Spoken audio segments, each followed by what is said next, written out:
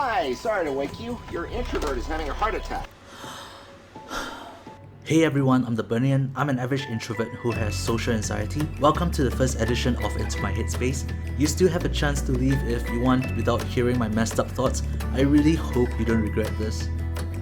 I want to talk to people, but only for a few minutes. And then I want to go home and recharge in isolation for a whole day. I would like to firstly thank Sarah Andersen for willing to share her work and allowing others like me to appreciate her talent. She has a lot of amazing work that is funny and humanly honest. Do check her out here. Links to her website and comic are in the description. Alright, let me just address the elephant in the room. Are all introverts like this? Can't we break out of the obvious stereotype?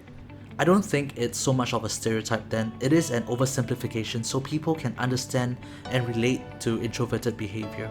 That said, it gets so much more complicated because there are different subsets of introverts who have different, shall we say, motivations to be introverted, just like how people own pets for different reasons or how different allergies can trigger the same reaction. Being an introvert does not make us an automatic expert in introvert management, but okay, here's the thing. How many introverts do you need to change a light bulb? Trick question, we don't do group activities.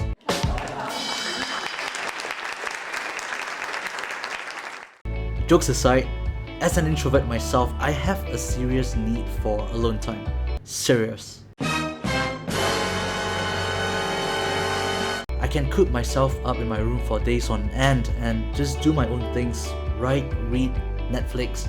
Yeah, I know, another stereotype proven true here, and relish in the private pace of my life. Hell, I even have my gym equipment in my room so I can exercise in the privacy of my own stick. But the choice to be antisocial isn't mutually inclusive. As I explained, being antisocial is just one motivation, which could be the case for some introverts, and motivations change. Sometimes we just don't want to talk to anyone because we are too tired to think and react to social cues that we just become awkward and words turn garbled, and we're trying to get something out that we're emptied of. For me, when I reach my breaking point, anxiety takes over and fuels my introversion. Then as much as I love being alone, I get lonely too. Just like this comic portrays, our headspace and social needs are not consistent. I do miss the interaction and having a good time hanging out with friends. To me, it's an everyday form of reminder that I matter to others and the people around matter to me. With the right company, the right people, and the right setting, which is to say they're within our comfort zone for socializing, it really works out better than being alone. I've always personally said, with the right friends, traveling is 3 times more fun than being alone. With the wrong group, you are 3 times more alone than you are by yourself. I'm a huge fan of Robin Williams, so here's a quote that really illustrates this for me. I used to think that the worst thing in life was to end up alone.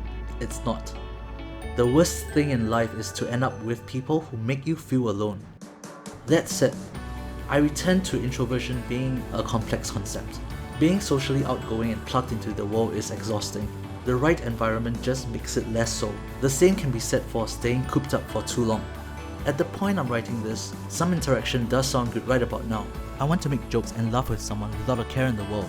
It would be nice to have a purposeful exchange about life with a person who shares the same value I put into real conversations. That's not to say I haven't met people like this. This is another very true stereotype which I plan to make a video about. The thing is, there's always more to what you see in the comics or stereotypes. There's more than meets the eye. So fellow introverts and extroverts alike, let's talk. What is your ideal kind of conversation, besides talking into a mirror of course? And 2, where do you draw the line between being out there absorbing social contact and getting back into the shell? And by social contact, I mean feeling like a pinball tumbling from interaction to interaction, trying to maintain normal, unweird eye contact? Let me know in the comments. Whether we are introverts or extroverts, I think it's important for us to know when or how we need to recharge and when we are ready to have a conversation with someone outside on the same level as everyone else. I tend to first deal with the emotions in my head so I can have a peaceful recharge without still judging myself. I do that by writing my thoughts down whenever it becomes overwhelming for me. It's a process called catharsis. You see me share these thoughts from time to time in my videos. With that folks, I'm gonna end this video here. In the next part, I'll be sharing a personal memo I wrote to myself when my social anxiety was at an all-time high. Thumbs up and subscribe if this content matters to you, and I'll talk to you again in the next one. Welcome to the first edition in... I want to talk to people. Can't we break out of the... Can't we break out of the...